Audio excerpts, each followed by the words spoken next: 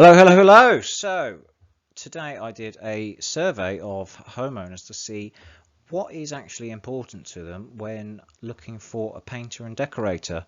And I did it in a local Facebook group, and I got a friend to post it in a Facebook group in a different town on the other side of the country so that we could get kind of a decent representation of what people are thinking. The sample size was 40 people, so not massive, but good enough to get some general trends. So let's have a look at the results. Question number one was, how important is the standard of finish? I was quite keen to see, because I think a lot of decorators focus very heavily on delivering a flawless, absolutely perfect finish. And I wanted to see whether that is important to everyone. Now, bear in mind that the people answering this is a full mix of people that have hired decorators in the past, people that are DIYers, people that just don't do decorating. So this should be a decent representation of the market as a whole. Now, over 50% of people looked at it and they said that they want that flawless finish, the full prep, everything repaired, sanded, filled down, filled and sanded down. That's what they're after. But interestingly, over 20% of people said as long as the cutting in is clean, then that's it. There's no drips or runs or anything. That's what they're looking. Just literally change the color of my wall. And another just over 20% would be happy with just the basic level of preparation, a little bit of filling and sanding, and on with the paint. So it shows that nearly half of the potential market, the high level of finish that I know a lot of decorators pride themselves on and will only offer that one speed of I only do high-end work because it's my reputation, and that's what's important and gets me more work. You're sort of alienating nearly half of the market because you're delivering something that takes time and costs money, but is not actually that important to general homeowners. So it throws up some questions on how to deal with that, and perhaps offering different levels of service is something that get around that. Perhaps going for basic just change the color of my wall service, and then right up to the Rolls-Royce flawless finish service could open up a new section of the market. Question number two was, how long are you happy to wait for a decorator to start the work? And interestingly, basically 100% of people don't want to wait any longer than 3 months, which then says, so what do you do once you're booked up 3 months in advance? If after that essentially no more work is, or work is very difficult to come by, where people will wait for 3 months or more, and you don't want to get that reputation of, it's good to have a reputation that you're always busy, so you must be good, but you don't want that reputation of he's always too busy, she's always too busy, you can never get them to do your decorating work, so don't even bother calling them. So it's something to look at. It seems very much that the 3 month mark is when you'd need to look at the business as a whole and maybe look at taking on more people so that you can serve the market in the way that they want to be served. Question number three was to imagine a standard size living room in an average 3-bed house. Ask the decorator to do basic prep, paint all 4 walls, the ceiling, the woodwork and the doors. How long would you expect this to take them? I wanted to, this question and the next question, I wanted to get an idea of how do people perceive decorating, on how long things take, and as you'll see, how much it should cost.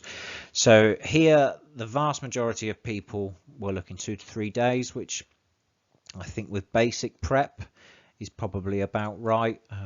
Some in the 4 to 5 days, which is, I think, a good sign for a lot of decorators, because I know they like to spend longer on the prep and really deliver that flawless finish. And I think in some cases you would need to spend those extra couple of days on it to get it right up to standard.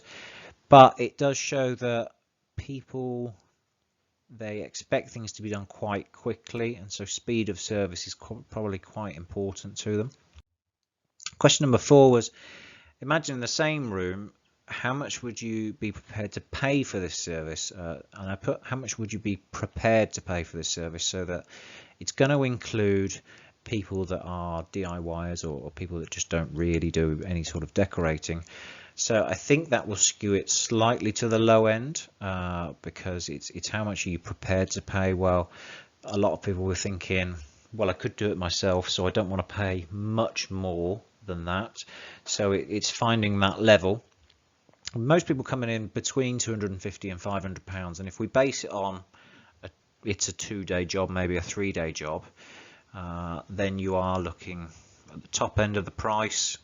You're looking at £250 a day, but £150 a day for 3 days would be 450 quid. So I know a lot of people that are working on a day rate plus materials sort of system. Then okay, it's in and around there, but it will show you that perhaps some people are still quite undervaluing how much it actually costs to offer proper painting and decorating services. So definitely showing your value throughout the sales process is very important. Question number 5 I left open for people to answer it in their own way. So it was, what one thing would you make you more likely to hire a painter and decorator in the future? I've made the more popular answers larger because obviously there were a lot of repeats. So there are the ones you'd expect to see in there. Seeing examples of work online and testimonials. Recommended was quite high. Quality of work, skills and knowledge was important to people. Competitive pricing to be expected. Friendly, honest and trustworthy. So it seemed there was certainly a slant towards, I think people expect a good finish from any decorator, certainly a finish that they'd be happy with. And so one of the primary things that people are looking for is some sort of recommendation or some sort of reassurance that the person they're dealing with is professional, honest, you know, that they're letting someone into their home. And I think that is an anxiety for people, just to know that the person coming into their home is going to be a nice person to have around. So I think showing your personality and your professionalism throughout your sales process, everything from how you answer the phone to how easy it is to deal with you, I think that is perhaps a lot more important than some decorators think. And it's not all about how skilled you are at decorating. I think more people would looking at these numbers and the quotes, I think people would sacrifice the level of skill in the decorating, and the level of the finish is less important. What's more important to them is how that person is to have in their home doing the work. A couple of other things that I thought were interesting. There were 2 quotes that came up that were quite similar to each other. So one was asking for a clear pricing structure so I don't have to ask, and then the other one was a rough guide on pricing so I know I'm likely to be able to afford their quote and won't waste their time. This is something that I am hearing increasingly much at the moment.